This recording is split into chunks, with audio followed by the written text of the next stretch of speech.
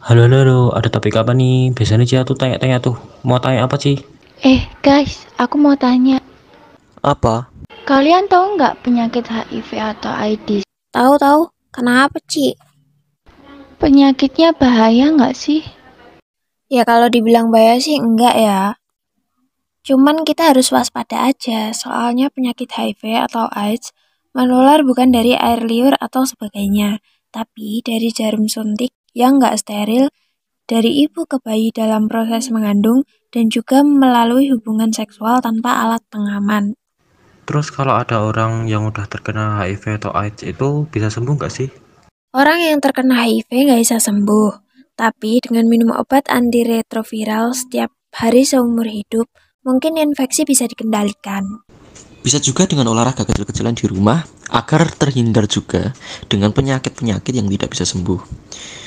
Daya tahan tubuh akan kuat dan tidak gampang tertular. Jangan lupa juga buat makan makanan yang bergizi dan sehat, dan yang paling penting jauhi pergaulan bebas. Nah, dari situ kita tahu betapa pentingnya imunisasi waktu kita kecil dulu. Lah, apa hubungannya imunisasi sama penyakit virus HIV? Loh, ya jelas ada tuh Jo, hubungannya. Lah emang imunisasi itu apa? Imunisasi itu suatu proses untuk membuat suatu sistem imun atau pertahanan tubuh kebal terhadap invasi mikroorganisme atau bakteri, juga virus yang dapat menyebabkan infeksi sebelum mikroorganisme tersebut memiliki kesempatan untuk menyerang tubuh kita. Nah, tujuannya itu untuk melindungi diri dari berbagai penyakit yang berbahaya atau beresiko menyebabkan kematian. Imunisasi juga bisa menjadi cara untuk membentuk kekebalan kelompok herd immunity. Hal ini penting untuk mencegah penyebaran penyakit pada orang yang tidak bisa menjalani imunisasi. Apa itu sistem imun pertahanan tubuh? Sistem imun atau kekebalan tubuh merupakan sistem yang berperan penting dalam melindungi tubuh dari zat berbahaya, kuman, virus, dan berbagai parasit tubuh lainnya. Selain menyerang parasit dari luar tubuh, skema sistem imun juga akan mendeteksi dan menyerang jika ada perubahan dalam tubuh kita sendiri. Contohnya bisa sel tumor atau kanker. Oh alah, gitu toh. Nah, mengingat bahwa virus HIV dapat melemahkan sistem kekebalan tubuh dan membuat penderitanya rentan terkena penyakit infeksi, maka imunisasi merupakan salah satu langkah penting yang perlu dijalani oleh orang yang hidup dengan HIV atau AIDS. Tapi imunisasi itu nggak bisa buat nyembuhin virus HIV atau mengobati penyakit infeksi loh. Tapi imunisasi bisa mencegah infeksi virus dan kuman yang dapat menyebabkan penyakit serius pada ODHA, seperti meningitis, pneumonia, dan hepatitis.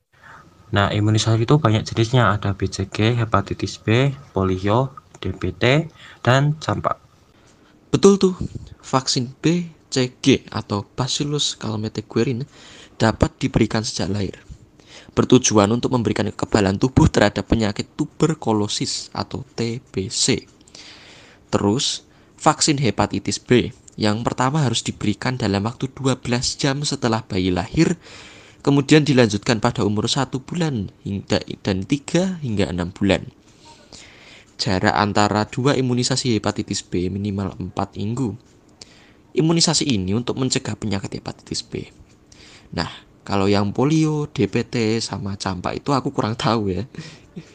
Ada yang tahu nggak? Aku sih yang polio. Imunisasi polio itu diberikan untuk mencegah poliomielitis yang bisa menyebabkan kelumpuhan.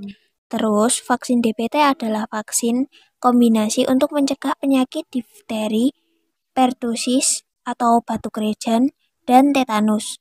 Nah, bagian DPT aku kurang tahu lengkap. Tahu kok setengah-setengah, imunisasi DPT itu diberikan pada bayi umur lebih dari 6 minggu. Vaksin DPT dapat diberikan secara simultan atau bersamaan dengan vaksin hepatitis B. Ulangan DPT diberikan pada usia 18 bulan dan 5 tahun. Usia 12 tahun mendapatkan vaksin tetanus melalui program bulan imunisasi anak sekolah. Nah, yang terakhir tadi kan campak ya. Aku yang paling nggak asing cuma imunisasi campak ini sih. Vaksin campak ke-1 itu diberikan pada usia 9 bulan, lalu campak kedua diberikan pada usia 6 tahun, melalui program bias. Harus sering update berita juga sih biar tahu informasi penting, apalagi juga informasi tentang imunisasi. Udah denger belum kabar tentang bencana baru-baru ini? Ada berita apa toh? Iya, ada apa sih? Aku juga nggak tahu. Di Tawangmangu habis ada bencana tanah longsor. Loh, kok bisa? Kemarin sih aku baca berita di HP, longsor terjadi sore hari. Terus Tawangmangu hujan deras, angin kencang. Di sana kan jalannya di lereng-lereng gitu. Nah, tanahnya lunak gara-gara air dari hujan yang deras, jadi ketimbun deh di dalam mobil. Terus nggak ada yang luka kan? Selamat semua. 3 rumah roboh, 4 kakak mengungsi ke rumah saudaranya. Nggak ada korban jiwa sih untungnya. Syukurlah, harusnya sih ya lihat perakiraan cuaca dulu Kak. Jadi kalau mau pergi jauh lihat keadaan cuaca daerah sana lagi bagus atau enggak. Kan ada tuh info buat cuaca. Aku juga kalau pergi pasti lihat perkiraan cuaca. Jadi emang penting sih gunain teknologi zaman sekarang. Iya harus bijak, tapi bantuan jualanku dong. Dibeli kotak pensilku dari kardus loh unik. Berapa harga nih? 20.000. Aku nggak butuh tempat pensil sih. Paling sih ya. Nggak mau, mahal. Udah murah loh, kerajinan tangan juga. Iya sih, lumayan mahal kalau dijual di sini. Lah harus dijual kemana lah kalau keluar kota ya aku nggak bisa. Pakai platform online kan banyak. Sekarang promosi kebanyakan di TikTok itu. Jangan di TikTok doang deh. Bisa di Shopee juga. Biar konsumennya lebih banyak. Terus labanya juga tambah banyak. Udah tak masukin Shopee, tapi emang sepi. Berarti kamu kurangnya di promosi. TikTok itu loh bisa dipakai buat promosi. Tapi TikTok sekarang juga bisa dipakai buat belanja. Ya, tetap kasih aja pilihan mau beli di Shopee atau TikTok. Boleh lihat gak kerajinanmu tempat pensil? Ini loh fotonya. Dipromosi pakai periklanan gitu. Bisa bayar ke TikTok buat pilih option disponsori. Nanti buat konten produk terus bayar buat disponsori. Nanti dapat viewers banyak, bisa menarik pelanggan baru. Mending pada bahas tugas yang belum selesai aja. Udah pada ngerjain bahasa Jawa belum? Susah nggak sih soalnya? Enggak kok, nggak susah. Paling cuman suruh nulis aksara murda.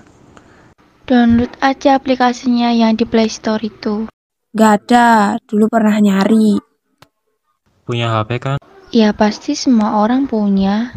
Gampang. Cuman buat contoh aksara muda dikumpulin di Word aku sudah selesai. Harusnya kamu tahu kalau sekarang bisa pakai aplikasi itu buat ngerjain tugas. Maaf, aku nggak tahu kok. Dulu aja susah loh buat belajar. Teknologinya belum cukup buat menangkap banyak informasi.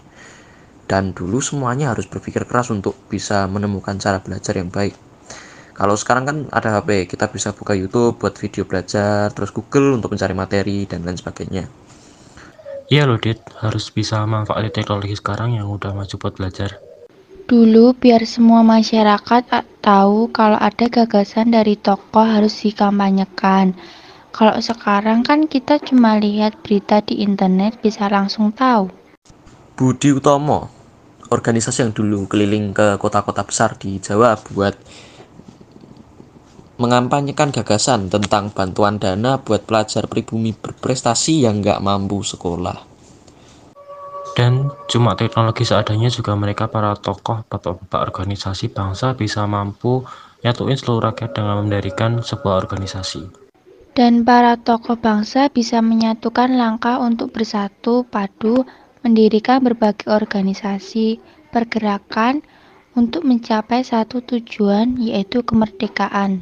Melalui banyak teknologi, kita dapat melakukan dan mengakses berbagai macam hal, juga membuat kita mengetahui dan memahami lebih cepat tentang berbagai macam materi.